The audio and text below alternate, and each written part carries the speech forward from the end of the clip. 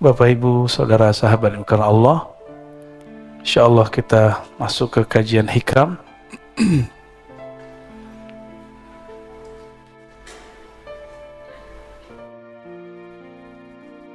Insyaallah kita masuk ke hikam yang 48 dan 49 ya. Sedapatnya nanti ya. Mari kita baca surah Al-Fatihah. Semoga Allah membuka pikiran hati kita semua dan memberkahi pengarang kitab ini, Al-Arif Billah Ibn Athaillah As-Sakandari. Al-Fatihah. A'udzubillahi minadh-dhajim. Bismillahirrahmanirrahim. Iyyaka na'budu wa iyyaka nasta'in. Beliau mengatakan min alamati mautil qalb. Tulisannya jelas ya. Min alamati mautil qalb. Yang ini dia, yang saya kasih bintang. Min, di antara alamat, tanda-tanda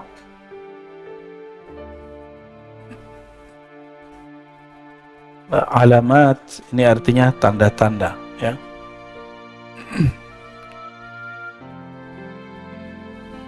Jadi udah jadi bahasa Indonesia.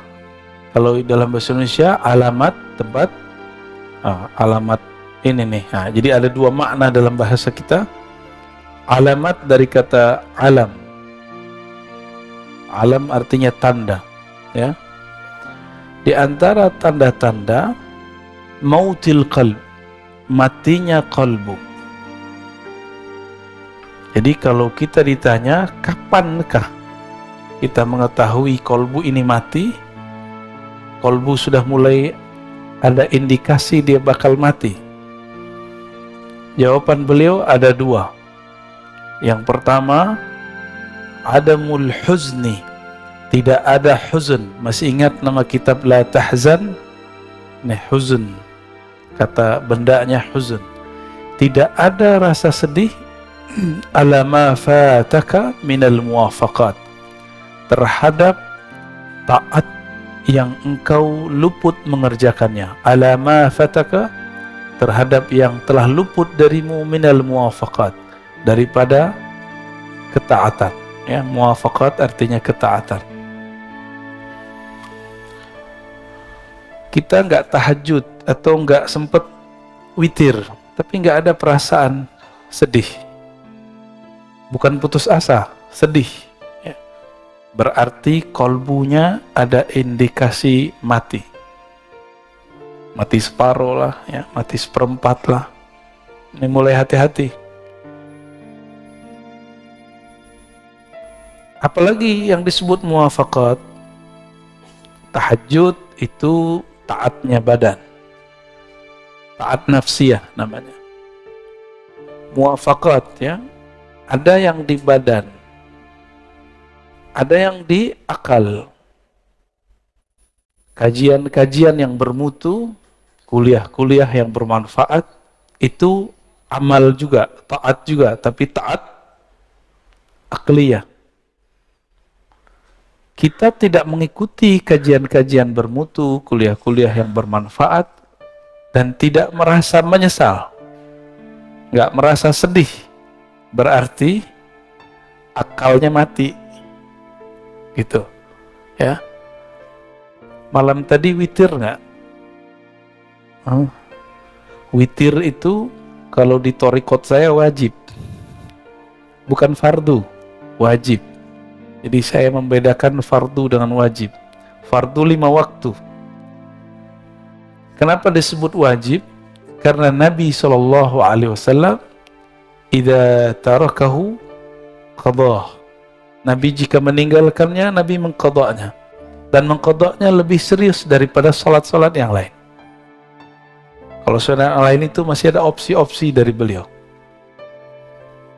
Dan wajib ini juga bisa diartikan sesuatu yang didisiplinkan. Jadi Nabi menqadha amal-amal sunnah yang sudah dibiasakan. Zikir pagi petang, ketinggalan nama kita, diqadha enggak? Nah, zikir pagi petang ini sebenarnya ada tipsnya kalau kita lagi sibuk. Zikir pagi petang itu yang inti adalah subhanallah, alhamdulillah, la ilaha illallah, Allahu akbar, la haula wala quwata illa billah, salawat 100. Semuanya 100. Antum lagi sibuk 10-10. Sibuk juga, yaudah satu napas deh baca 7 kali.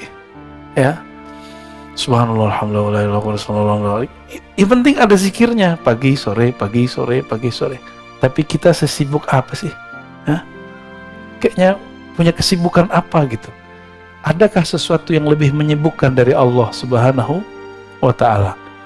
Apakah ada sesuatu yang lebih besar daripada Allah Subhanahu wa Ta'ala? Saya capek, saya nggak sempet witir. Ya salah. Ya. Bisa capek-capek untuk dunia, tapi tidak mau berlelah payah untuk akhirat.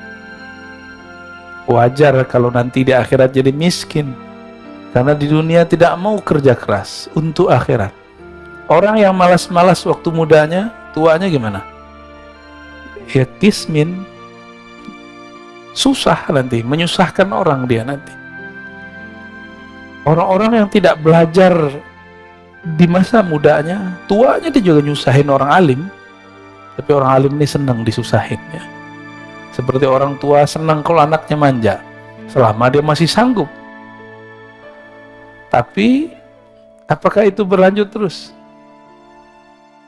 Maka wajar Al-Quran itu nggak bicara ibtaghi minad dunya, ibtaghi dunya. Enggak, cari dunia, enggak ada ayatnya. Yang ada cuma ibtaghi fima atakallahu daral akhirah. Yang kamu cari akhirat, yang kamu berlelah bersusah payah itu akhirat. Maka temukanlah akhirat kita di dalam pekerjaan. Saya sering menyebutkan, Bapak Ibu, temukan akhirat di dalamnya. Ada akhirat di dalam kerja kita. Tahmu di dunia, jangan kamu lupa nasib. Nasib bahasa Arab artinya jatah. Al-Quran cuma mengatakan jangan lupa, bukan berarti 50-50. Ini banyak juga ustadz nih nggak ngerti bahasa Arab, coba-coba nafsir. Ini dalil 50% akhirat, 50% dunia. Itu mentafsir dengan hawa nafsu. Dalam Al-Quran, siapa yang mentafsir birra'yihi falitabawwa maq'adahu minan nar. Yang mentafsir sesuai dengan ra'yunya, hawa nafsunya, maka siap-siap tempat duduknya dari neraka. Ya, dari api. Hawa nafsu itu bisa hawa nafsu diri, hawa nafsu kelompok. Ini hati-hati nih. Ini hari tanggal berapa? Ini banyak juga orang lagi rame nih. Ya. Saya sudah jelaskan di banyak kesempatan, dan saya nggak mengulang di sini ya. Dan nanti jangan ditanyain ya Pak Mirwan ya.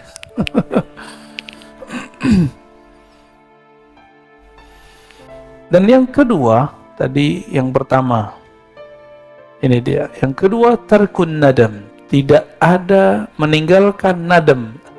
An-nadam artinya penyesalan. Ala ma fa'altahu min wujudiz zallat. Terhadap yang engkau lakukan dari zallat. Seperti zallat, ketergelinciran dalam dosa. Ada perasaan nyesel nggak dengan masa lalu? Kalau ada, berarti kolbunya masih sehat. Ya, semua kita punya masa lalu. Gak usah disebut-sebut ke orang, gak usah diceritain ke siapa saja. Cukup kisahkan itu kepada Allah. Yani ketika Nabi SAW mengatakan an-nadamu taubah, menyesal itu tobat. Jadi ruh dari tobat itu ada penyesalan. Ini bedanya dengan istighfar. Istighfar itu cuma minta dihapus. Tapi kalau taubah ada rasa menyesal. Jadi kayak kolbu kita remuk gitu rasanya.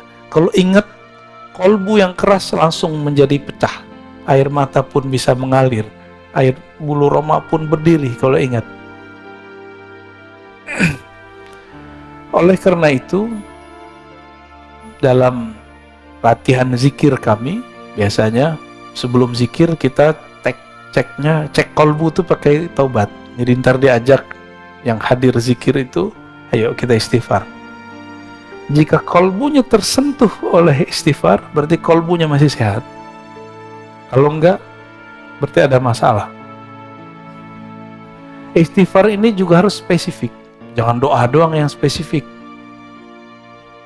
Ini kan beberapa ustadz mengajarkan jamaah doa yang spesifik. Oke, sebelum kamu doa yang spesifik, istighfar juga spesifik. Jadi sebutkan kepada Allah, ya Allah saya punya dosa ini. Dalam hati kita ngomong.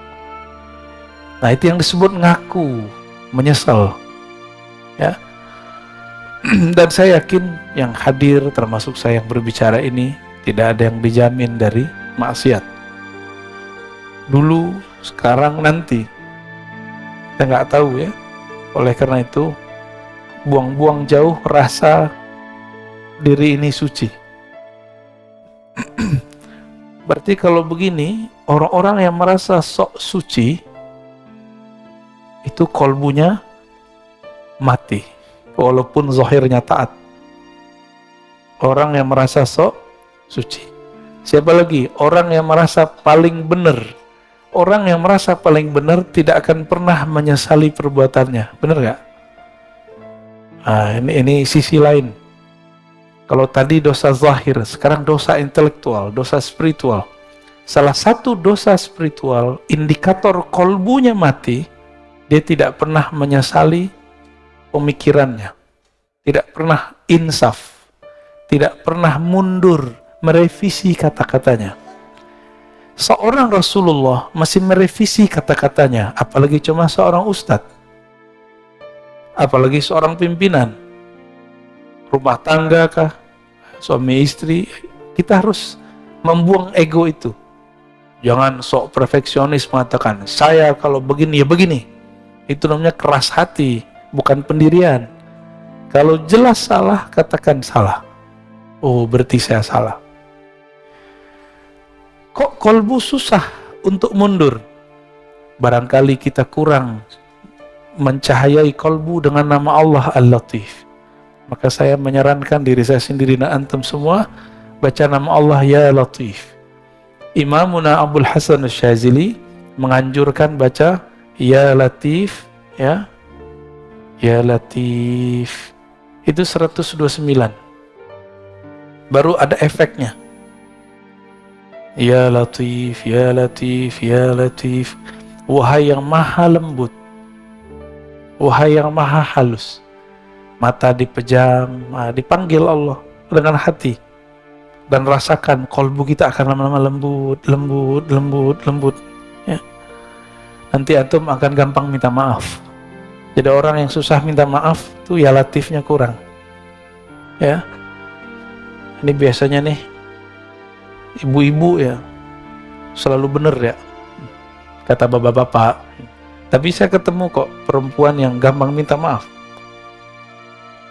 Tapi kalau kata kawan kita, kelar loh sama perempuan. Tapi itu bukan diskredit perempuan ya. Mungkin perempuan ini terlalu halus. Wallahu a'lam bishawab. Nah, tapi Allah yang lebih halus, yang maha halus, pun menyebut dirinya afuwun, ghafurun, ghafarun. Ghafurun, ghafarun. Allah menyebut dirinya afu, maha pemaaf.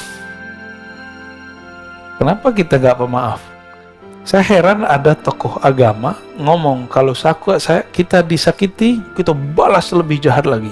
Kalau ada orang berbuat baik, kita balas lebih baik. Itu setan ngomong begitu. Separuh benar, separuh salah. Kalau ada orang menyakiti, tidak balas menyakiti, itu baru waliullah. Ya, kita dihujat nggak balas menghujat, ente wali. Wali Allah kan la yakhafuna laumata laim. Dia tidak takut cacian orang yang mencaci. Karena dia sibuk kolbunya dengan Allah. Mau orang caci maki, mau orang puji, kolbunya sibuk dengan Allah Subhanahu wa ta'ala. Ketika ada orang memujinya, dia memulangkannya kepada Allah. Jika ada orang mengkritiknya, mencacinya, maka dia pulangkan ke dirinya. Oh, mungkin aku yang buruk ya Allah. Mungkin ini teguran darimu. Maka seorang kekasih Allah, jikapun dia dicaci, dia dimaki, dia dikata-katain, dia tidak lihat antum yang ngata-ngatain. Yang dia lihat mungkin ini teguran dari Allah Subhanahu wa ta'ala. Atau mungkin ini ujian. Saya emosi atau tidak? Ya. Gimana? Antum dicaci maki? Emosi, panas ya? Biasa aja lah ya.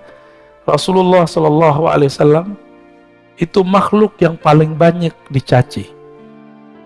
Benar. Oh, di Quran lengkap. Majnun, asatirul awwalin, dolla, macam-macam. Nabi itu gila. Adakah cacian yang lebih tinggi dari gila? Gak ada, itu paling tinggi udah. Agak rendah dikit, asatir awwalin, suka mendongeng.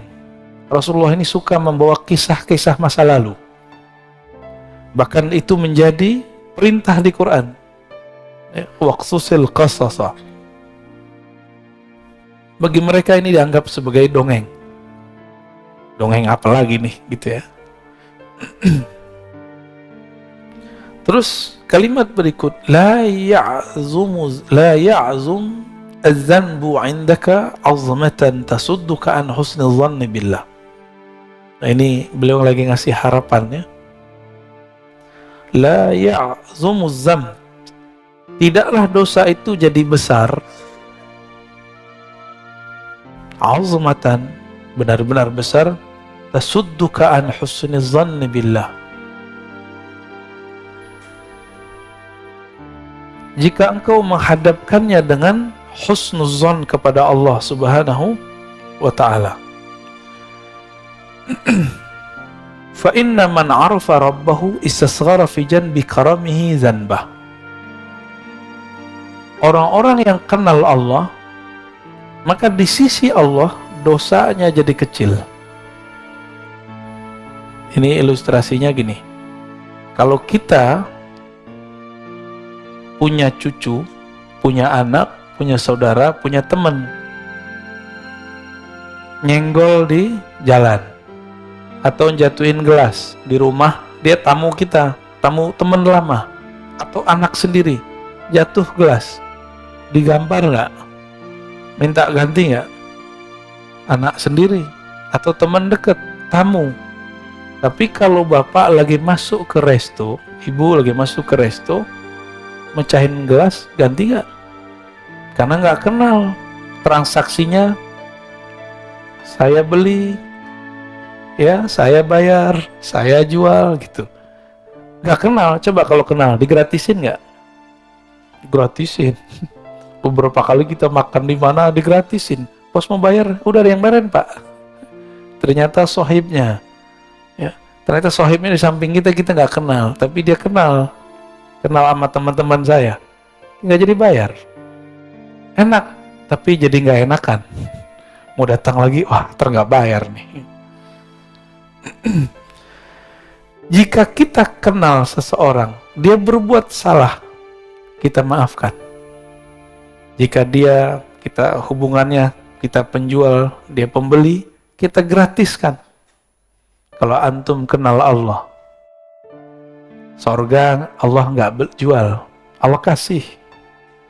Tapi orang yang tidak kenal Allah, dia memikirkan, dia membayangkan bahwa dia sedang beli surga.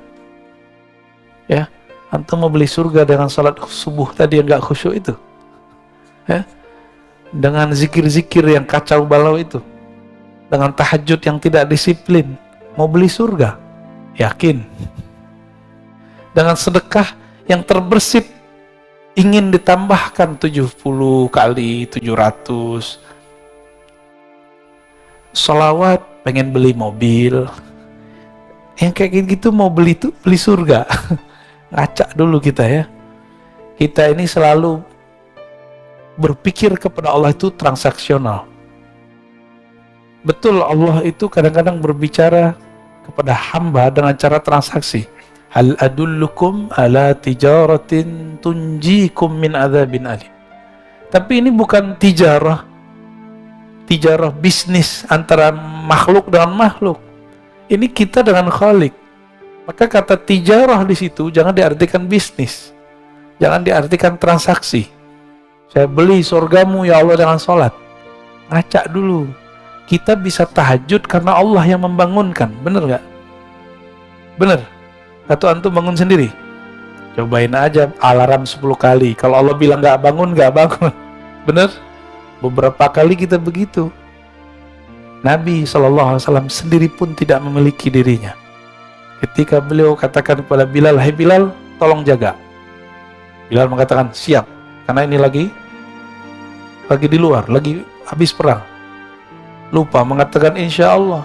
Tertidurlah Nabi dan para sahabat. Bilal tertidur ketika bersandar dengan tongkatnya. Nah, itu Rasulullah. Rasulullah aja nggak bisa ngelawan. Nah, ini juga bukan menghibur antum yang tiap hari telat bangun ya. Jangan salah paham. Enak amat. Ini kata kunci.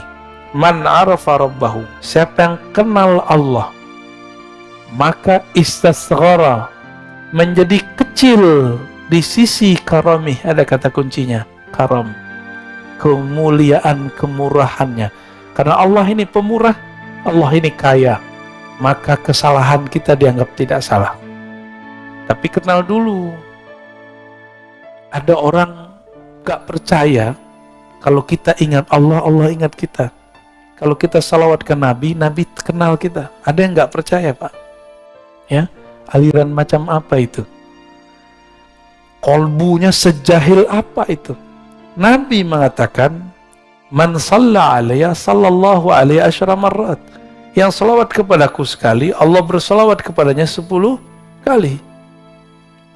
Orang yang mengucapkan salam kepada Nabi, Nabi mengatakan, "Raddallahu alayya ruhi." Allah kembalikan rohku. Fa'arudda hatta arudda alaihi salam. Selalu aku membalas salamnya. Berarti Nabi kenal gak? Nabi kenal. Dalam hadis yang sahih riwayat Imam Bukhari, ya, bahwa Nabi SAW mengatakan, "Inna a'mal ummati uridat alayya." Atau uridat alayya a'mal ummati.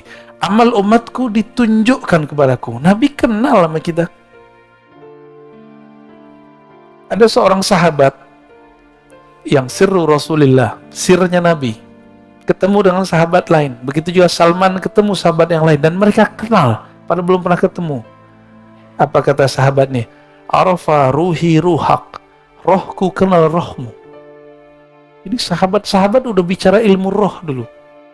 Kita yang udah telat ya. Sampai sekarang orang masih bertanya, "Wah, Nabi aja nggak dikasih kok tentang ilmu roh." Itu salah tafsir. Yang tidak diberi itu ahli kitab. Coba perhatikan. Yas'alunaka 'anir ruh. Mereka bertanya kepadamu mengenai hakikat alif lam ar-ruh. Ya.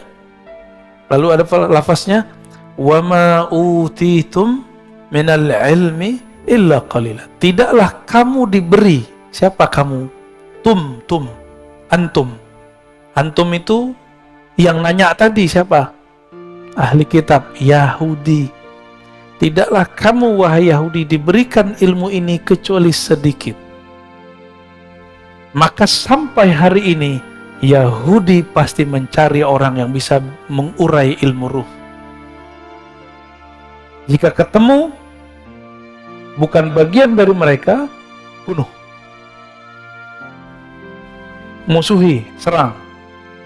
Begitu. Diserangnya bagaimana? Oh, sekarang cara mereka menyerang pakai orang dalam. Ustadz lawan ustadz, kiai lawan kiai. Bukan wali lawan wali, Pak. Wali setan lawan wali Allah ya. Ya. Kalau wali Allah nggak mungkin perang dengan sesama wali Allah. Sayyidina Umar dilaporkan oleh orang bahwa ada sahabat Rasulullah Ahlul Badar mabuk-mabuk. Udah dijilid itu dipukul. Terus orang ini mengatakan, yang lapor, "Wahai Umar, ya Amirul Mukminin, laknat saja dia." Kata Umar, "Ente boleh hukum dia secara fisik, tapi tidak boleh melaknatnya.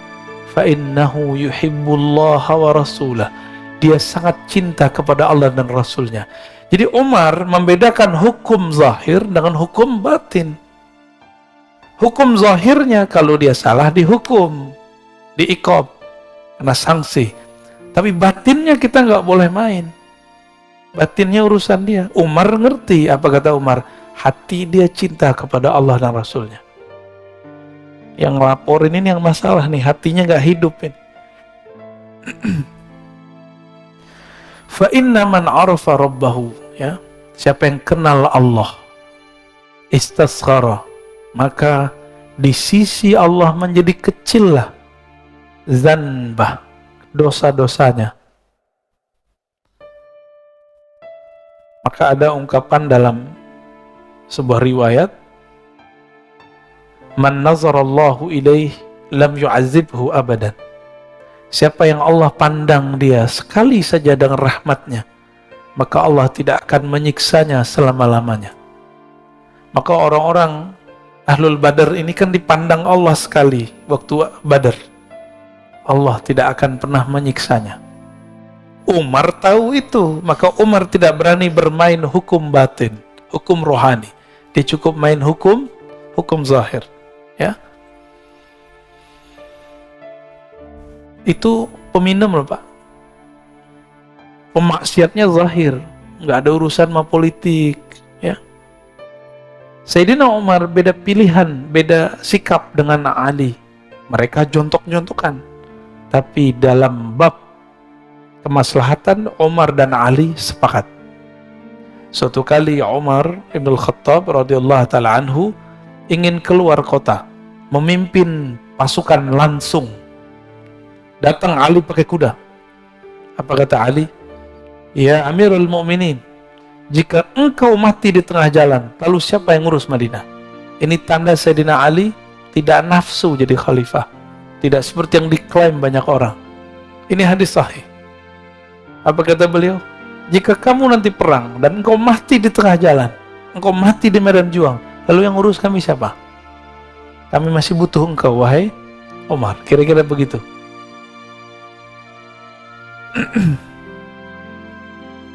Jadi orang beda politik, tapi untuk maslahat bisa sama. Antum sudah berapa tahun nih beda politik, kok sampai sekarang masih tengkar aja, ya? Katanya ngaji hikam, ya. Ngaji hikam tapi hati masih keras. Lembutinlah hati sedikit, ya. Baik.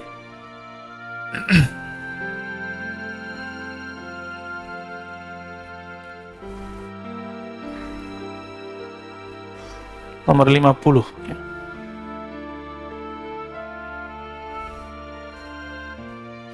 La saghirata, tidaklah dianggap dosa itu kecil idza qabalaka adluh, jika engkau datang kepada Allah lalu dia menuntutmu dengan keadilannya. Jadi jangan pernah minta keadilan Allah. Ini kayaknya ada yang minta keadilan Allah, ya. Ada yang berani minta keadilan Allah? La saghirata, tidak disebut dosa kecil jika Allah menanggapimu dengan keadilannya. Jadi jangan pernah mengatakan Allah nggak adil nih. Jangan pernah ngomong gitu. Kok kita yang kena corona? Kok zaman kita yang kena corona? Gitu. Jangan ngomong gitu, ya. Orang yang berbicara seperti itu berarti nggak kenal Allah. Bahwa Allah itu sudah banyak memberi rahmat untuk kita. Allah itu sudah banyak maafin kita loh Pak. Di zaman dulu satu dosa itu langsung diiqab. Sekarang udah berapa kali dosa kita lakukan Allah nggak langsung iqab. Maka ini Allah kasih kesempatan supaya tidak mengulang kembali. Kalaupun terulang, balik aja lagi, ya. Jangan kemudian putus asa. Tidak ada kata putus asa kepada Allah. Ini dia adil. Oleh karena itu Imam Abul Hasan Al-Asy'ari mengatakan, mintalah rahmatnya, jangan engkau pernah minta keadilannya. Minta rahmat Allah maksudnya gini, saya dengan sholat saya tadi, saya nggak yakin Pak bisa masuk surga.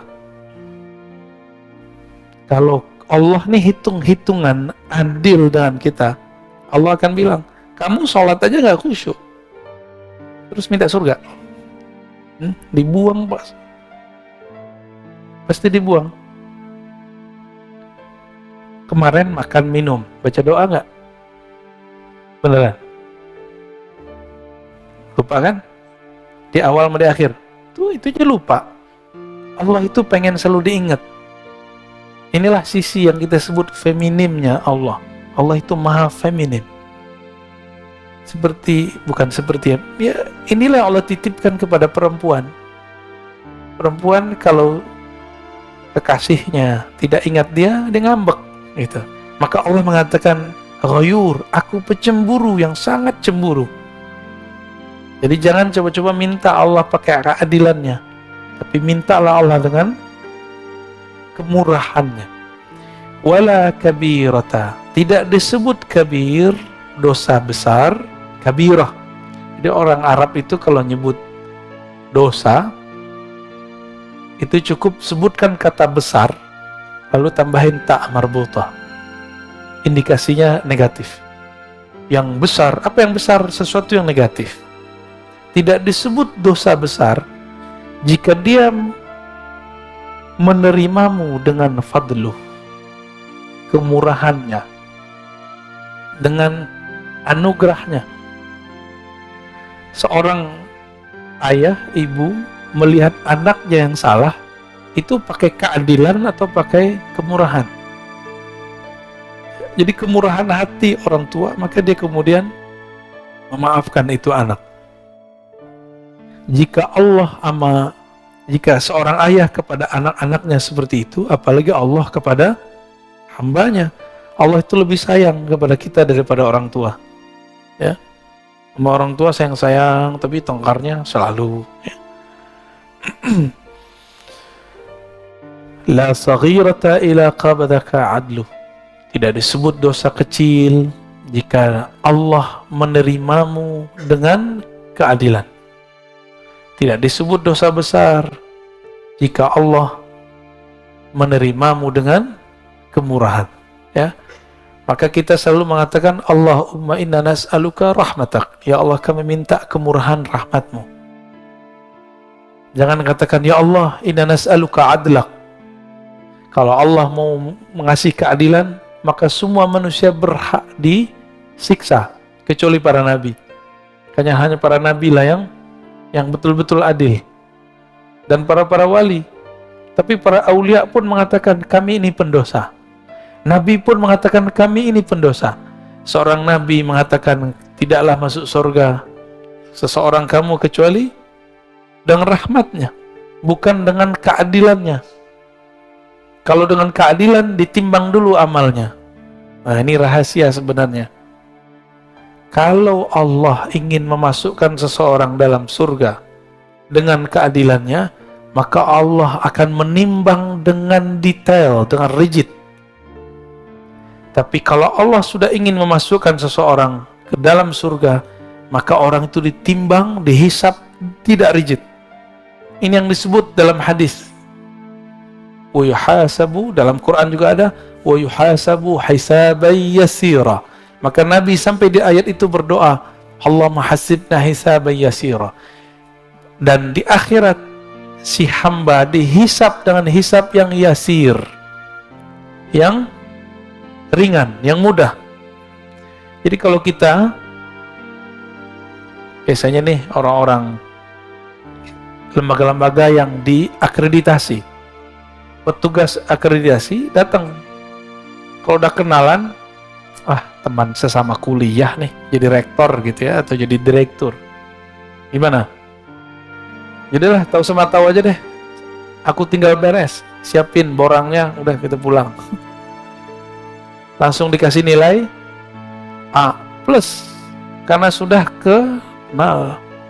Jadi makanya orang yang memberi akreditasi ini nggak boleh satu, harus lebih dari satu, supaya ketika dia kenal, dia memberikan kemurahannya tanpa objektif, harus ada juga yang galak-galak dikit gitu.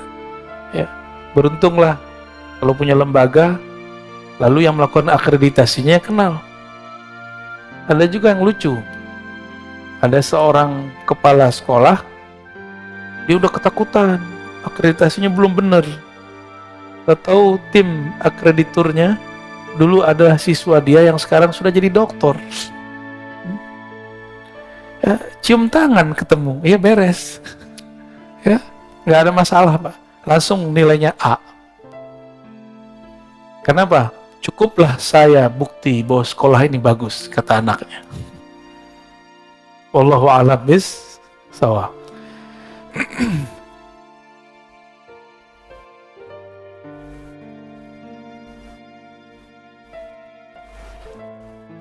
Masih lanjut? Semangat amat ya. Oke, kita lanjut ya, 51. Ini kayaknya hikam terbanyak nih ya. La amala arja lil qulub min amalin yaghibu anka syuhuduh. Nah, ini kayaknya salah ketik ya. Ini kalau bersanad tahu Pak di mana salahnya. Kalau nggak bersanad nggak tahu. Ini kelirunya di sini. Lil qabul. Ini bahasa Arabnya lil qabul. Kebalik sama dia ya. Tidak adalah amalan yang diharapkan untuk lebih diterima. Qabul. Qabul bahasa Arab.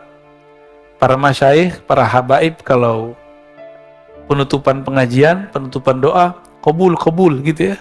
Gabul. Kalau habaib hadrami ngomongnya gabul.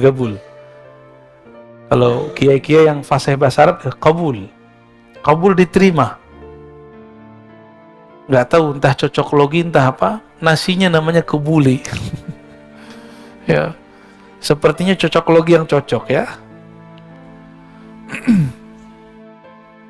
Tidak ada amalan yang lebih cepat diterima oleh Allah min amalin, melebihi satu amalan. Amalan yang mana? Yaghibu anka syuhuduh. Ini cara nerjemah. Kalau ada yang bisa bahasa Arab, ini kata kerja, ini fa'ilnya yang bekerjanya.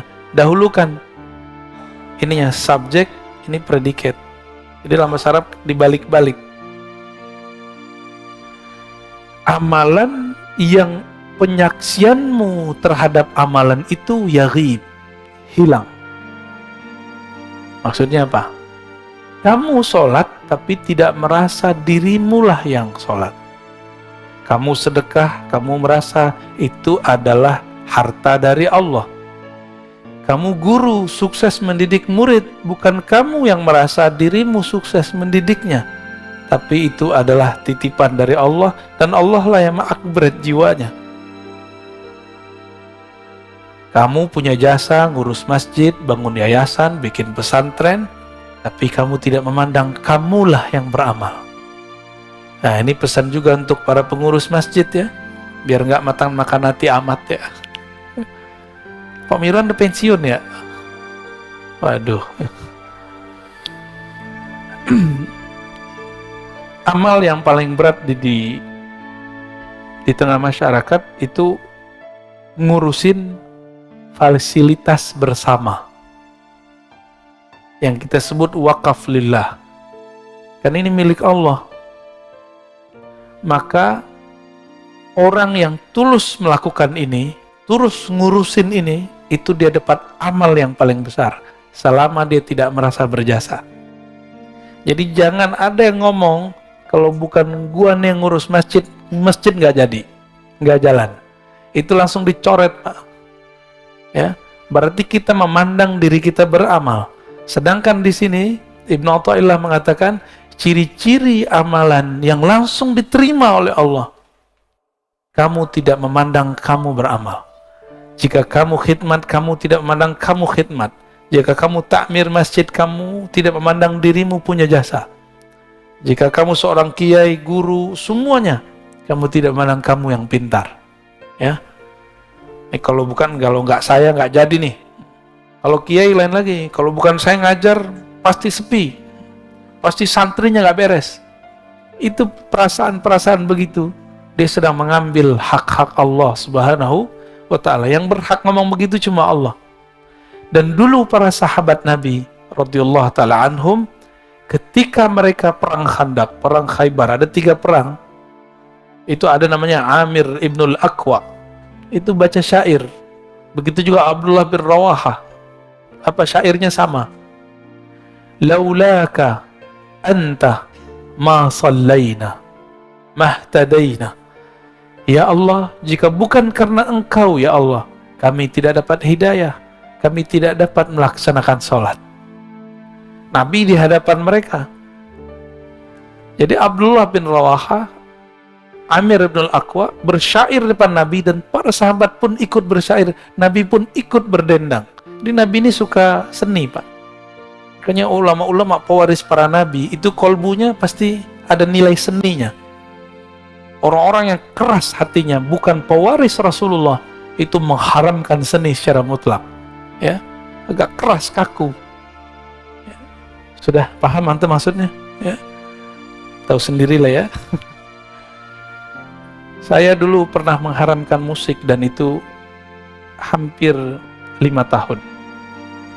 3 tahun sangat keras, 2 tahun berikutnya proses mulai menerima dalam syarat tertentu.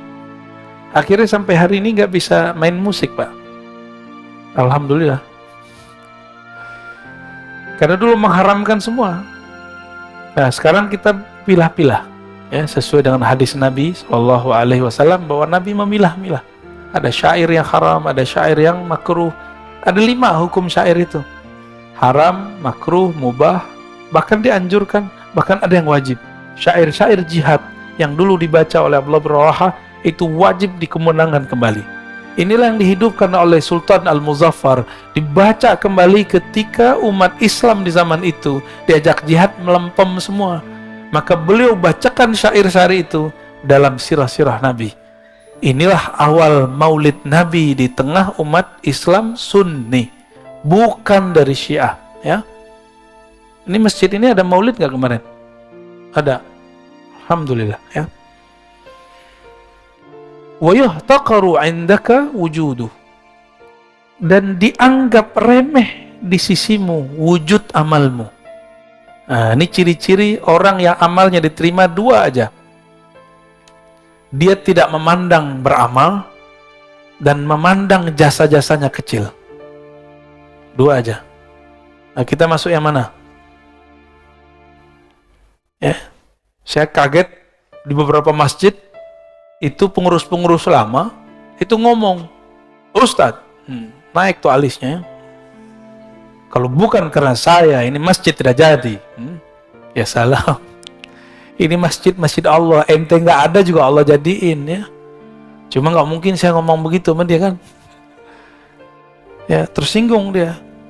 Sebenarnya saat itu saya tersinggung.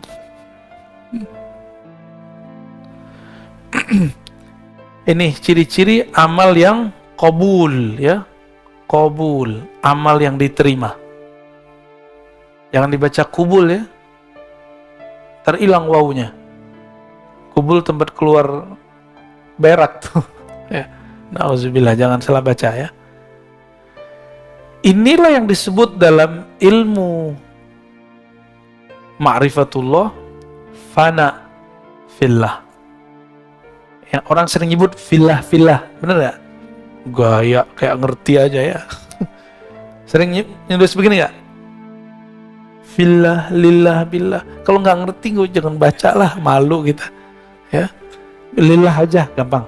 Fillah jangan sebut. Fillah ini berat. Fillah itu dalilnya, wa man jahada fina lanahdiyannahum subulana. Siapa yang mujahadah fina, di dalam kami, itu maksudnya apa tuh?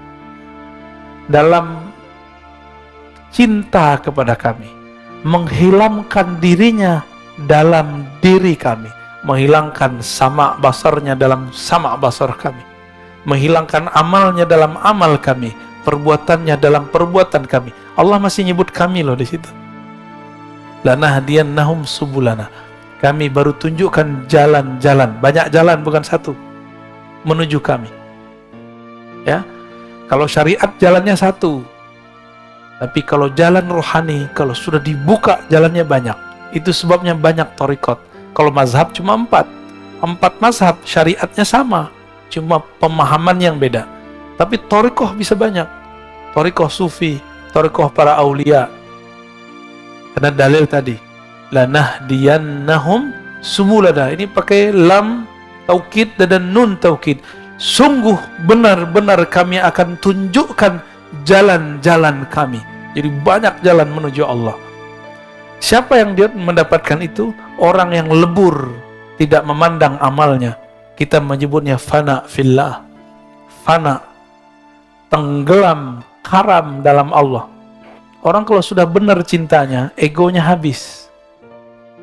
Ini suami istri, mohon maaf ya yang sudah menikah. Antum belum benar-benar mencintai kekasih kalau masih merasa berjasa. Kalau masih butuh kata-kata terima kasih. Walaupun sehari-hari kita harus begitu. Kalau masih belum percaya dengan pasangan kita keluar, mulai ada kekhawatiran. Ntar dia digoda ini, ntar dia ngelirik ini. Berarti kita nggak ada percaya sama dia. Betul, jangan percaya sama pasangan. Percayalah dengan Tuhan dia. Maka kalau pasangan kita keluar, kita katakan, ya Allah, aku titipkan pasanganku kepadamu. Aku titipkan anak-anakku kepadamu. Begitu. Guru dengan murid sama. Guru capek kalau semua urusan murid diurus sama dia. Urusan dunia, akhiratnya, lelah. Maka seorang guru nggak boleh juga jumawa. Ya, nggak boleh juga merasa sok berjasa. Dia cukup katakan, ya Allah, hanya Engkau yang urus mereka. Bapak ini kan banyak pengalaman rohaninya, juga banyak bebal rohaninya. Ya. Itu kalau satu-satu saya harus dengerin curhatnya, telinga saya hilang sebelah kali Pak. Ya. Nggak mungkin. Maka Bapak curhatlah kepada Allah. Saya pun mendoakan semoga kita diterima oleh Allah Subhanahu wa Ta'ala. Udah syuruk Pak. Jadi ciri-ciri amal diterima apa? Jadi ilmu tasawuf, ilmu mengetahui amal diterima apa enggak. Nanti antum coba lihat. Barusan subuh merasa soleh nggak? Merasa dapat pahala dunia dan seisinya nggak dengan sholat sunat tadi? Aneh nggak yakin. Orang takbir aja nggak jelas. Takbir aja ngantuk-ngantuk. Ya. Baru ingatnya pas assalamualaikum, baru ngeh gitu. Jadi gerakan itu cuma karena sudah biasa. Jadi kayak orang silat, kalau sudah mulai takbir ngikutin aja. Ya. Begitu kita tidak kuat menahan gejolak pikiran itu kemana-mana, tanda bahwa kita ini tidak bisa menguasai diri sendiri. Terus antum menguasai orang lain. Ya.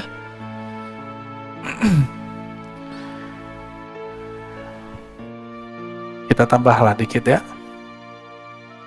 Innama awrada alaika al-warid. Ini ada istilah namanya warid. Ada wirid,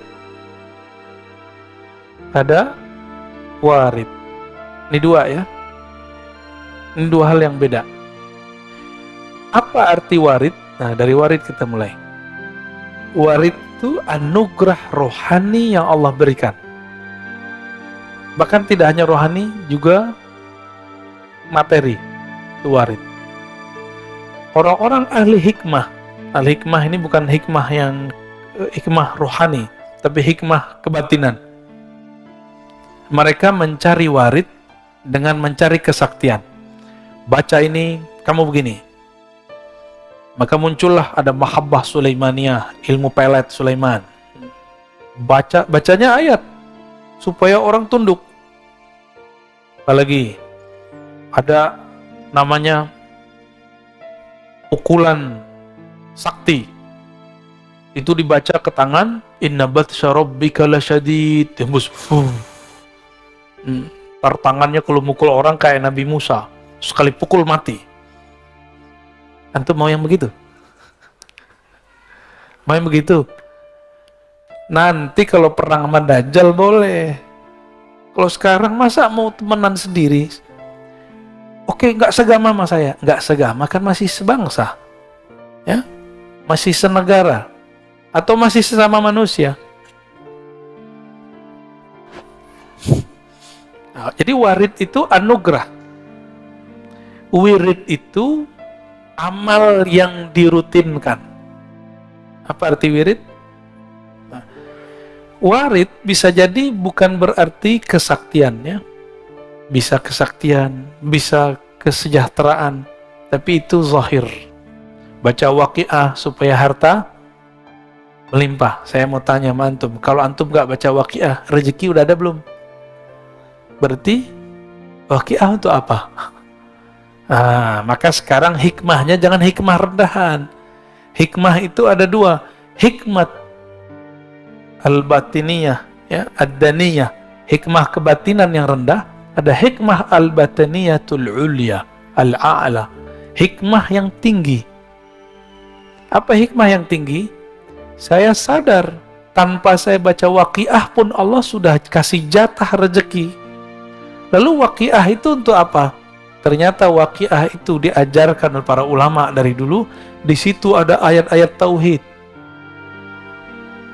tentang akhir zaman, tentang surga neraka. Lalu di situ ada tentang tauhid. Ada 4 pertanyaan. Paham di situ, orang akan mengerti hakikat rezekinya. Di situlah baru rezeki terasa lancar. Itu rahasia al-Waqiah, ya. Arti wirid apa arti wirid tadi? Amalan yang sudah dirutinkan, diulang-ulang-ulang, ya. Orang awam berpikir saya beramal lalu saya diberi anugerah. Tapi orang yang kenal Allah berpikir anugerah itu turun sehingga saya dapat beramal. Beda. Karena ada anugerah nikmat batin dari Allah, nikmat Islam, iman, ihsan, kita bisa bangun dan kita bisa ngaji pada pagi ini. Benar. Jadi antum bisa bangun pagi ini itu karena 3 nikmat tadi, Islam, iman, ihsan. Kalau nggak ada nikmat ihsan, nggak akan tahan, ya. Bangun jam berapa tadi, Pak? Ada yang jam 2, ada jam 3, ya. Yang ini tadi itu ngantuk-ngantuk gitu. Jam 1 dia bangun tadi tuh. Mau nemenin saya jam 1 dia bangun. Paling jauh nih, Pak. Nggak tahu antum ada yang lebih jauh nggak? Bekasi. Hah? Bekasinya nggak tahu, ujung kali ya. Jadi kita diberikan nikmat. Dengan nikmat itu kita bisa taat. Ini rumus orang arif billah, orang kenal Allah. Tapi kalau orang jahil billah, dia taat, merasa taat, lalu dengan taat itu dia merasa dapat nikmat. Ini kalau saya nggak sholawat nih, masjid nggak rame. Ada yang ngomong gitu nggak? Hah? Ini pesantren kalau saya nggak baca Quran nih, nggak ada cahayanya. Cahaya itu turun dahulu ke dalam hatimu, baru kamu bisa baca Quran. Jangan dibalik. Karena nur itu jatuh ke dalam kolbumu, barulah kamu bisa bangun di pagi ini. Baru bisa kemudian mendengarkan taklim. Kira-kira seperti itu, ya. Jadi jangan GR. Nah, maka dikatakan di sini, innama aurada alaikal warid. Allah memberikan warid litakuna bihi alaihi waridan, supaya kamu dengannya warid itu, dengan anugerah itu, alaihi terhadapnya waridan, datang. Ini waridan di sini artinya datang. Warid yang pertama artinya anugerah. Tuh beda, satu jumlah, satu kalimat, lafaznya sama, artinya beda. Kalau nggak bersanad nggak bisa paham. Inilah nikmat bersanad. Kita bisa memahami sesuatu tanpa perlu keliru, ya. Jadi warid yang pertama anugerah rohani. Warid yang kedua, kamu datang kepada Allah SWT. Nah, tadi saya mengatakan apa? Karena nur itu turun kepada kita, kita bisa sholat tahajud. Bukan karena kita tahajud kita dapat nur, gitu ya. Nur apa yang ada di kolbu? Ternyata disebutkan di dalam surat At-Taghabun. Siapa yang percaya kepadanya, may yu'min billah, percaya aja sama Allah, Allah akan bimbing kolbunya. Bimbingan kalau nggak pakai cahaya nggak bisa, ya. Allah kasih nur. Coba Bapak Ibu, kalau nggak ada cahaya bisa lihat nggak?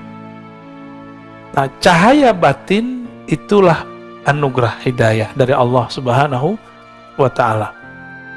Inilah nikmat yang mesti kita syukuri. Ini terakhir ya.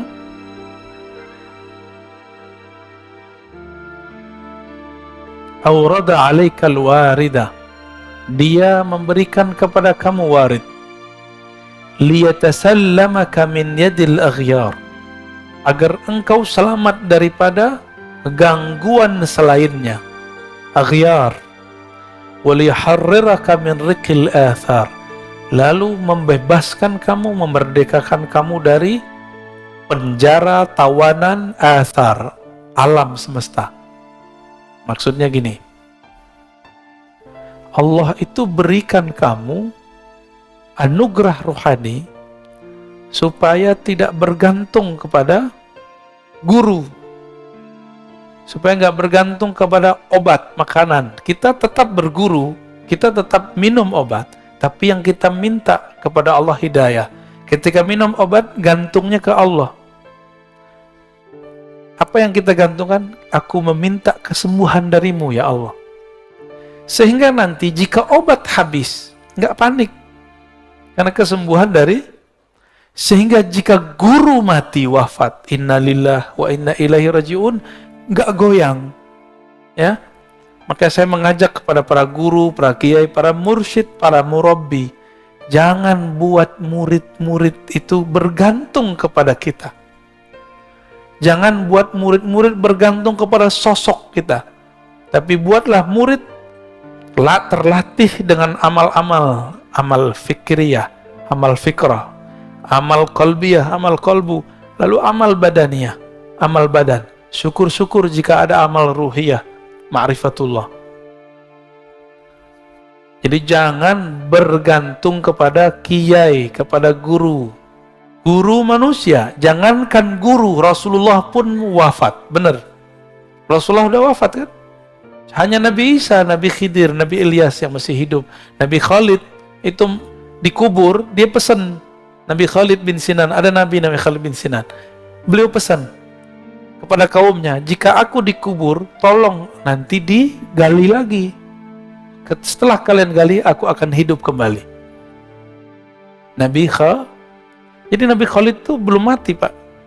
Maka sekarang di alam barzakh, Nabi Khalid itu masih aktif. Ya, begitu imam-imam kita menjelaskan, di Ibn Arabi dan imam-imam yang lain. Nabi Khalid bin Sinan. Jadi masih ada Nabi di alam. Nah, itulah yang diungkap dulu oleh Allah Yarham Al-Habib. Siapa yang baru meninggal itu, yang majzub juga, Ja'far Al-Kaf, ya. Antum percaya atau tidak, dia mengislamkan orang di dalam kubur. Itu ilmu asrarnya Sayyidina Khalid alaihissalam. Jadi kalau nggak lapor ke Sayyidina Khalid, nggak punya koneksi rohani kepada beliau, nggak akan bisa mengislamkan orang dalam kubur. Sulit dibayangkan pakai akal, karena ini bukan wilayah akal, ini wilayah rohani. Jadi jangan usah dipikirin ya. Banyak orang mikirin, akhirnya mereka nggak percaya dengan kajian kita. Apa kata mereka? Belum dengar utuh. Ar-Razi ini mempercayai ada orang gila jadi wali. Ya salam ya. Kapan kita bilang orang gila jadi wali? Pernah nggak antum dengar saya mengatakan orang gila jadi wali? Ada nggak? Jangan-jangan yang bilang dia gila tuh gila ya. Nggak ada, kita pernah mengatakan itu. Kita mengatakan ada kekasih Allah, kolbunya bercahaya dengan cinta Allah, ketutuplah akalnya. Orang-orang melihat dia gila, dia bukanlah gila. Lalu siapa yang tahu dia bukan gila?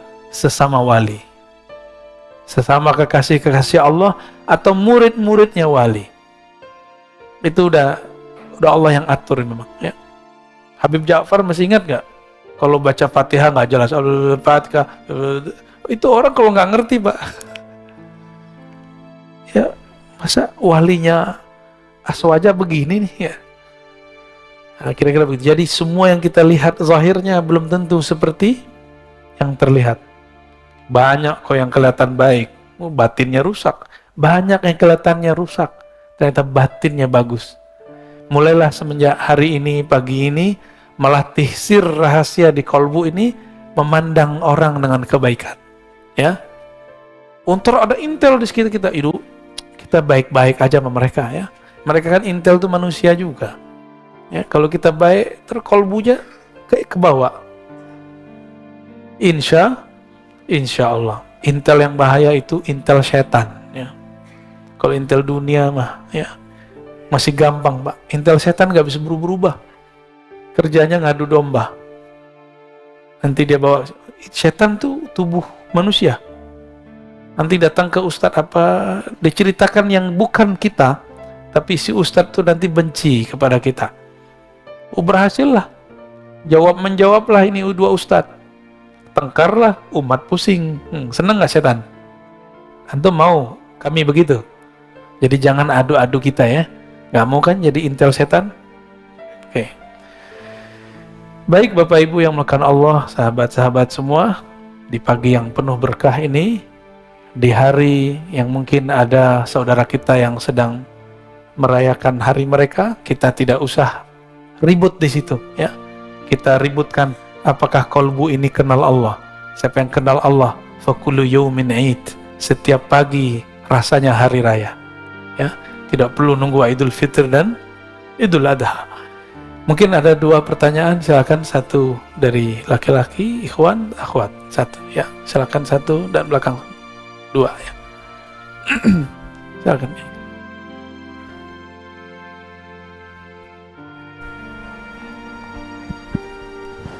Bismillahirrahmanirrahim. Assalamualaikum warahmatullahi wabarakatuh. Assalamualaikum.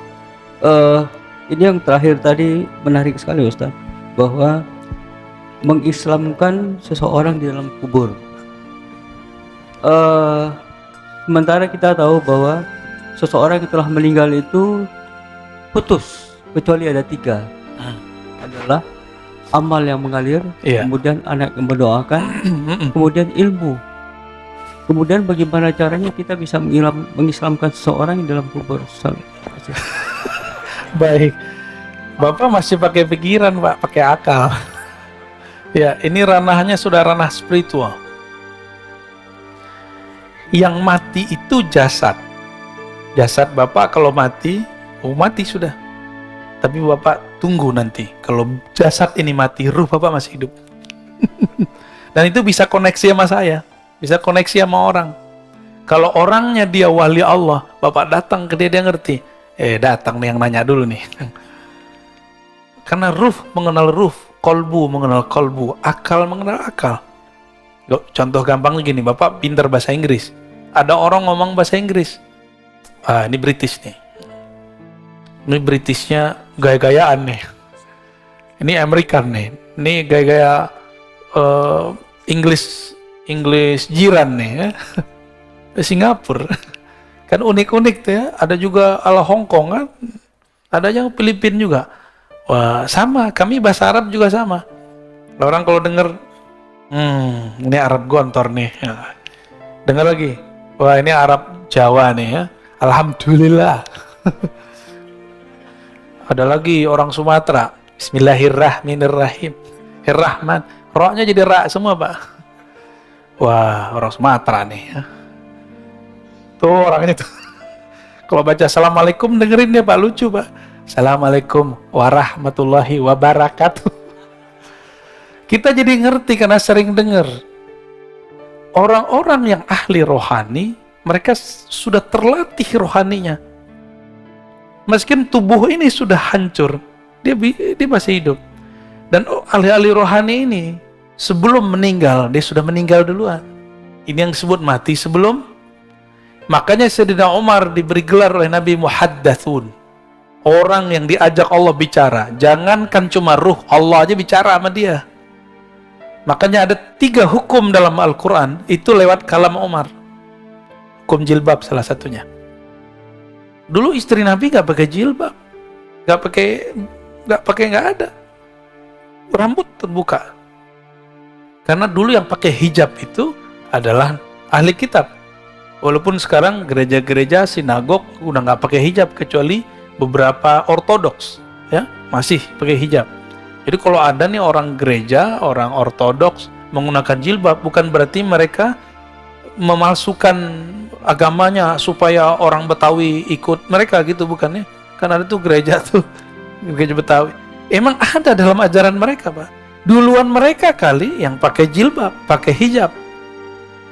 Maka kita lihat ada istilahnya, Pak, suster gitu ya. Itu. Ahli rohani jika mereka sudah terlatih. Ya di sini ruhnya sudah bisa kemana-mana, Pak. Ya Rasulullah, gak usah Rasulullah lagi deh, Umar aja deh. Umar lagi khutbah, dia kirim panglima syariah di Irak. 2 bulan perjalanan, suaranya kedengeran sampai ke sana. Karena si Syariah juga seorang wali, kata Umar, ya Syariah al-Jabal, wahai Syariah, naik ke gunung. Umar nggak pakai satelit, tapi dia tahu di belakang bukit ada musuh. Kalau si Syariah ini jalan biasa aja, pasti disergap. Maka naik. Ini adalah teknik saingannya Umar, namanya Khalid. Khalid bin Walid ini kan Umar 2, Umar kedua. Jadi kecerdasannya hampir sama.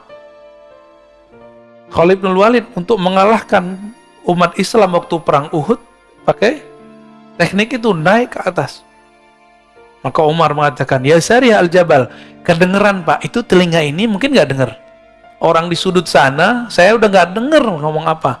Tapi Bapak berbersih di hati, sampai ke hati saya. Kalau hati saya benar. Ya, kalau hati saya benar, Pak. Kalau hatinya lagi galau, ya sama-sama gelap. Mengislamkan. Nah, ini kata mengislam di situ tidak boleh juga diartikan secara harfiah. Bisa berarti mendoakan. Jadi kalau saya dalam kacamata zahir sebagai santri hadis, saya mengartikan Habib Ja'far mendoakan. Contohnya gini, Nabi dengan Ibnu Abbas tiba-tiba berhenti di depan ada 2 kubur. Itu kubur kan non muslim, ahlu kitab itu. Satu suka gosip, satu buang air tanpa istinja. Nabi kemudian menancapkan 2 pelepah untuk meringankan. Nah, ini kata kunci. Jadi siksaan terhadap orang kafir pun bisa diringankan. Itu dalilnya, Pak. Kan nggak disebutkan di hadis itu kalau mereka muslim. Nggak disebutkan. Itu kalau versi saya ahli kitab. Berarti non muslim, bener nggak? Orang nggak percaya kepada Rasulullah SAW, Nabi kasih. Mungkin ada riwayat versi lain yang menyebutkan mereka muslim, tapi saya tidak yakin, ya. Nah, jadi maksudnya seperti itu, Pak. Kalau Bapak susah memikirkannya, kita kurangin maknanya dikit. Ya, itu namanya mazhab ta'wil. Silakan di belakang ada yang nanya. Bantu panitia, akhwatnya.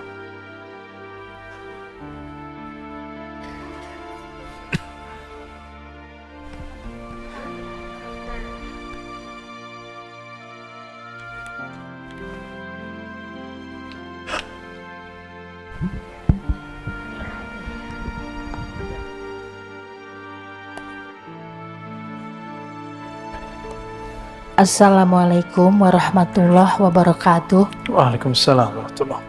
Terima kasih yang diberi kesempatan kepada saya. Alhamdulillah. Semoga sehat Buya. Amin. Sekeluarga. Amin. Amin. Ada yang mau saya tanyakan. Ini juga dengan teman-teman saya, bukan atas pertanyaan pribadi. Yang pertama, apakah memang belajar zikir itu harus ditalkin? Dan oleh siapa nanti ditalkinnya? Misalkan kami ini teman-teman ada niat ke sana, Karena ada yang mengatakan tidak usah seperti itu, cukuplah zikir yang setelah sholat kan ada, sudah itu aja, nggak mesti seperti itu banget, seperti itu, ada tanggapan. Nah, itu pertama. Yang kedua, bagaimana Buya mensikapi perjuangan Habib Rizik itu? Seperti itu. Pak Mirwan yang jawab tuh. Oke, baik. Itu saja. Terima kasih. Assalamualaikum warahmatullahi wabarakatuh. Assalamualaikum warahmatullahi wabarakatuh. Yang pertama, yang kedua kalau sempat ya. Yang pertama tentang talqin. Oh, usah gitu-gitu amat. Nah, itu karena dia belum tahu rahasia talqin. Ya. Kalau kita mau tanya masalah zikir, jangan dengerin komentar orang awam atau ustadz yang awam dalam zikir. Ustadz ini kan juga ada spesialisasinya. Ada yang spesial sholawat, ada maulidan mulu, ya, talqin nggak pernah. Ada yang cuma bid'ahin talqin mulu sama sholawat, itu ada juga. Yang ngerti talqin orang bersanad, karena talqin itu ada sanadnya kepada Rasulullah Sallallahu Alaihi Wasallam. Dalil talqin di Quran ada, fa'lam annahu la ilaha illallah, itu dalil talqin. Apa arti talqin? Memberi bimbingan, memberi pengajaran kepada orang mengenai hakikat la ilaha. Talqin ini ada dua, talqin ilmu, talqin zikir. Quran ada namanya metode talqin. Benar. Jadi sebenarnya kita sudah dapat talqin Quran. Kalau nggak ditalkinkan Quran oleh guru, kita nggak akan bisa baca Quran. Jadi Bapak Ibu ini dari dulu bisa baca Quran karena ditalkinkan. Talqin itu beliau baca, kita ngikut. Abatasa, kita ulang. Abatasa, itu talqin baca Quran, talqin ilmu. Ya, atau nggak usah belajar ya. Yaudah di rumah aja baca Iqra sendiri di rumah ya. Baca Quran sendiri di rumah. Nah, jadi orang-orang komentar begini, dia nggak ngerti apa yang sedang dia komentari. Saya udah sering menyampaikan ini, tolong dia ingat-ingat, wala taqafu ma laysa laka bihi ilm. Surat Al-Isra. Jangan kamu komentar, jangan berpendirian terhadap hal-hal yang kamu tidak mengerti. Ilmu itu pengetahuannya sudah jelas, ujung pangkalnya, dalilnya apa. Kalau tidak, katakan, oh saya nggak mengerti talqin apa, gitu aja. Ya. Yang kedua, di dalam hadis, ada hadis Muslim, Nabi mengatakan, laqinu mautakum la ilaha illallah. Talqinkan mauta. Apa arti mauta? 3 maknanya. Orang yang akan mati, yang sedang mati, yang sudah mati. Yang ngomong Imam Ibnu Rif'ah, diulang oleh Imam Nawawi, diulang oleh Imam Subki, diulang oleh imam-imam setelah mereka. Ada 3 makna ya. Apa aja? Ini bakal mati nggak? Berarti wajib talqin. Yang kedua, sedang. Yang ketiga, ya, dalam riwayat Imam Ibnu Abi Syaibah, Nabi ditanya, bagaimana untuk orang hidup wahai Rasulullah? Nabi mengatakan, lebih baik. Jadi mending kita dapat talqin masa-masa hidup daripada dapat talqin nanti waktu sakarat. Siapa tahu nggak bisa dengar. Udah pernah lihat orang sakarat belum? Dia nggak bisa dengar. Dia melihat tapi bukan kita. Dia ngelihat nggak tahu kemana ngelihat. Dia ngambil nafas tapi nafasnya sudah tersengal-sengal. Apalagi dalilnya? Dalilnya banyak. Ada di riwayat Imam Ahmad, Imam Tabarani, bahwa Nabi SAW mentalkin Ubadah bin Samit, mentalkin Sayyidina Ali, mentalkin sekelompok sahabat. Ada talqin jama'i, berjamaah. Ada talqin furoda ya, sendiri-sendiri. Nggak tahu nih ahwalnya datang kapan nih saya mentalkin di sini. Tapi beberapa kawan sudah ya. Karena mereka mau ngikutin baca ya Hayyu ya Qayyum setiap hari. dengan jumlah yang sudah saya sebutkan, ya. Mungkin pada iri kali ya, waktu saya ke Martapura langsung talkin. Antum jangan iri, itu muridnya Abah Guru Sekumpul. Itu mereka tidak pernah meninggalkan maulid setiap pekan. Sholawat terus, nggak pernah sepi dari sholawat. Itu orang-orang Banjar sana. Mereka datang dari berbagai provinsi. Itu saya talkin di tengah hutan, Pak. Itu bukan tengah kota itu. Itu wilayah. Dulu sempat konflik, itu kan gunung emas itu. Ditutup oleh pemerintahnya, dijadiin tempat zikir, canggih nggak tuh? Tadinya orang pada eksploitasi alam. Ngapain mereka di situ? Tambang. Kalau tanah udah ditambang, hancur nggak? Bapak pergi ke Bangka. Itu tambang-tambang pribadi. Kalau kita naik, udah kayak orang kudisan itu pulau. Ya mohon maaf orang Bangka ya, itu harus dibenerin tuh. Gimana cara benerinnya saya nggak tahu. Ditutup. Nah kemarin kita buat zikir, saya tadinya nggak tahu, tapi ketika datang kok udaranya enak, masih banyak kunang-kunang. Tahu kunang-kunang? Ini pencirian dalam ekologi. Kalau masih ada hewan-hewan tertentu, kita lihat, kita hirup baunya atau kita lihat indikatornya, berarti udaranya masih bagus. Dan orang datang ke situ. Kita dari kota tuh, kota Martapura, Banjarbaru ya, ke sana jauh sekali, ada 1 jam.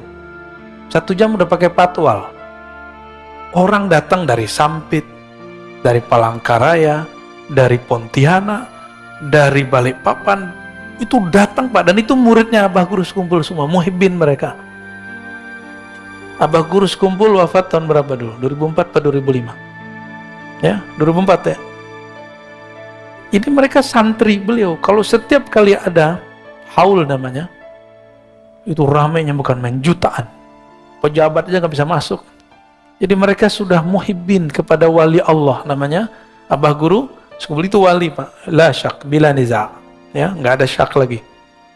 Karena wali itu penciriannya bukan kesaktian, tapi kenal kepada yang mengangkat dia jadi wali. Siapa yang angkat dia jadi wali? Allah. Kenalnya, ma'rifatnya luar biasa. Kemudian yang ketiga, di sana murid beliau, salah satunya Tuan Guru Wildan namanya, itu sudah mengijazahkan talqin secara ilmu hadis. Lah saya malu lah, guru kita sudah mentalkin ijazah, tapi saya kok nggak ngasih talqin gitu. Antum doa aja lah ya, yang banyak. Semoga nanti aneh mau talqin di sini ya. Ya, insya Allah sekali sebulan kalau umur kita panjang, kita nanti akan ada masa kita talqin zikir di sini. Ya, tahu kenapa saya belum talqin juga? Karena masih ada sir yang masih belum terima. Masih ada mikir. Kayak tadi, ya zikir-zikir aja kayak habis sholat gitu. Dia lupa, dia zikir ba'da sholat itu juga ditalkinkan oleh imam. Itu talqin tuh, imam mengatakan astagfirullah, astagfirullah, itu talqin itu Pak. Cuma talqin am, bukan talqin khas. Talqin yang dimaksud talqin khas, walaupun berjamaah. Ini berjamaah nih, tapi tekniknya khusus. Kalau am, imamnya baca sendiri, kita ngikut. Kalau khas, dibimbing kata per kata, lafaz per lafaz. Insya Allah, ya doa aja lah ya. Kalau nggak sempat ya semoga husnul khotimah semua. Bagaimana dengan Al-Habib Rizik Syihab? Antum sudah tahu mauqif pendirian saya. Saya mencintai semua Habib. Semua Habib saya cinta. Mau Habib alim, Habib jahil, saya cinta. Mau Habib berpolitik, Habib tidak berpolitik, saya cinta karena dia zuriat Rasulullah SAW. Tapi saya punya pendirian, saya juga ngaji, mereka juga ngaji. Mungkin kami beda guru. Dalam beberapa mazhab pemikiran mungkin kami berbeda dengan Habib. Boleh nggak? Habib sama Habibnya beda. Habib Qori Syihab beda dengan Habib Rizik. Yang Habib yang sering isi di sini, Habib Jindan, beda dengan Habib Rizik. Maka pro kepada salah satunya bukan berarti pro kepada kebenaran. Itu mahabbah antum aja.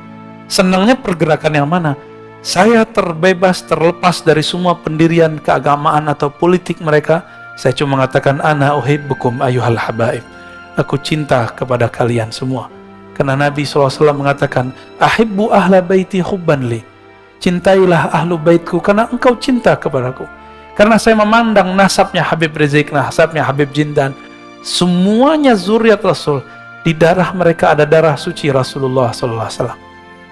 Karena hormat kepada darah mereka, nasab mereka, maka kita cinta kepada mereka.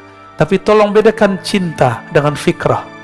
Ya, kita doakan semoga Habib-Habib kita dijaga oleh Allah. Dalam perbedaan mereka, dalam perseteruan mereka, semoga Allah tetap merahmati kita semua. Negeri ini kalau nggak ada habaib, nggak ada Islam. Itu Wali Songo, semuanya yang masih diperdebatkan ini Sunan Kalijaga. Apakah beliau zuriat atau tidak? Ya, semuanya zuriat Rasulullah Shallallahu Alaihi Wasallam. Paling ada Prof. Slamet Mulyana dulu klaim itu keturunan Cina. Kalaupun dia campuran, tapi nasab ayahnya zuriat Rasulullah. Sunan Gunung Jati, namanya apa? Asy-Syarif, pakai alif lam. Asy-Syarif Hidayatullah. Kenapa disebut Sunan Hidayat Jati? Ini Jati orang Cirebon. Jati, Jati, Zati. Sunan yang mabuk dalam ma'rifat zat Allah. Maka nama beliau Sunan Hidayat. Hidayat zat Allah. Itu maksudnya. Itu bukan cocok logi, Pak. Beliau nggak pernah nanam pohon jati, nggak ada. Salah paham itu, ya. Nama asli beliau Asy-Syarif Hidayatullah. Asy-Syarif keturunan Hasan. Ada Syekh Jumadil Kubra, ada Maulana Malik Ibrahim, ada Maulana Ibrahim As-Samarkandi. Itu Ibrahim aja ada dua. Di Tuban itu ada namanya Maulana Ibrahim As-Samarkandi. Hampir semua kiai-kiai tua di Jawa keturunan beliau. Makanya Gus itu tadi bukan Gus, Gus itu Sayyid aslinya. Raden itu artinya Sayyid. Dan ternyata Paku Buwono keberapa? Ke-9 keberapa? Itu masih zuriat. Dan di Solo juga ada perkawinan campuran antara sultan-sultan dengan ya mungkin istri-istrinya saya nggak tahu. Karena ketemu wajah mereka, saya bilang, ente Habib Sayyid, enggak, aneh keturunan Solo, gitu. Aneh keturunan ini segala macam. Ya. Dan kita cinta mereka semua. Di Pontianak ada kesultanan, ya, Al-Qadri, itu zuriat Rasulullah. Sampai ke Ambon, baik Ambon Selatan, Ambon yang sekarang, ataupun Halmahera, itu zuriat Rasulullah Sallallahu Alaihi Wasallam. Untuk mau kemana? Yang bikin kesultanan dulu di negeri ini, Kesultanan Banten, Sultan Hasanuddin, itu zuriat Syarif Hidayatullah. Ya, mau apa lagi? Semuanya masih zuriat. Jadi kalau kita ini kurang ajar sama mereka, takutnya Rasulullah murka sama kita. Dan yang paling berat, bahwa nasab Nabi ini adalah pencirian Imam Mahdi. Maka ciri-ciri pengikut Dajjal di akhir zaman ini tidak percaya Habib, bahwa mereka keturunan Rasulullah Sallallahu Alaihi Wasallam. Ya, maka antum yang cinta dengan Habib Rizik, saya juga cinta Habib Rizik. Antum yang cinta Habib Jindan, saya juga cinta Habib Jindan. Apalagi guru-guru mereka, Al Habib Omar, ya, ada di Jawa Timur Habib Taufik. Tapi saya juga cinta dengan Habib Quraisy Shihab. Ya. Terus tiba-tiba orang kayak antum yang nggak kuliah S1, S2, S3 tafsir seperti beliau, berani mengomentari tafsirnya. Ngaca dulu. Yang paling lucu LC baru S1 berani komentarin profesor doktor. Pak Quraisy Shihab itu S1, S2, S3-nya tafsir. Penafsiran dia yang sekarang itu hasil dia ngaji di Al-Azhar.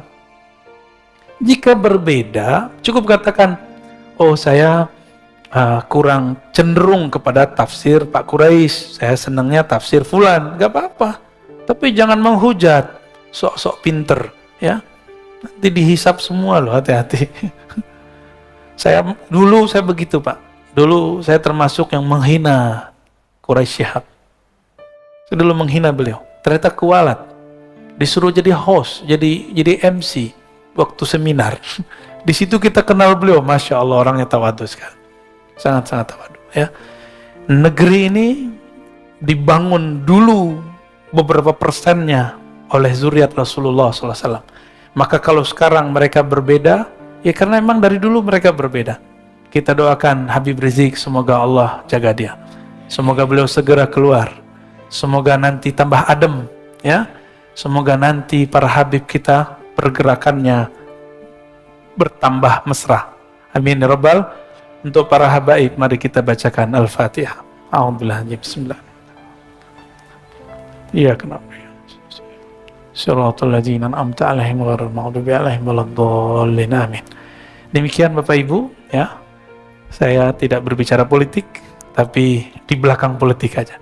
Semoga kajian ini diberkahi Allah, kita yang hadir semuanya dipandang dengan ridhonya, dengan rahmatnya.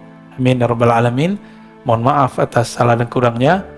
Allahumma salli ala nabiyyina Muhammad, subhanakallahumma wa bihamdika, asyhadu an la ilaha illa anta, astaghfiruka wa atubu ilaik. Assalamualaikum warahmatullahi wabarakatuh.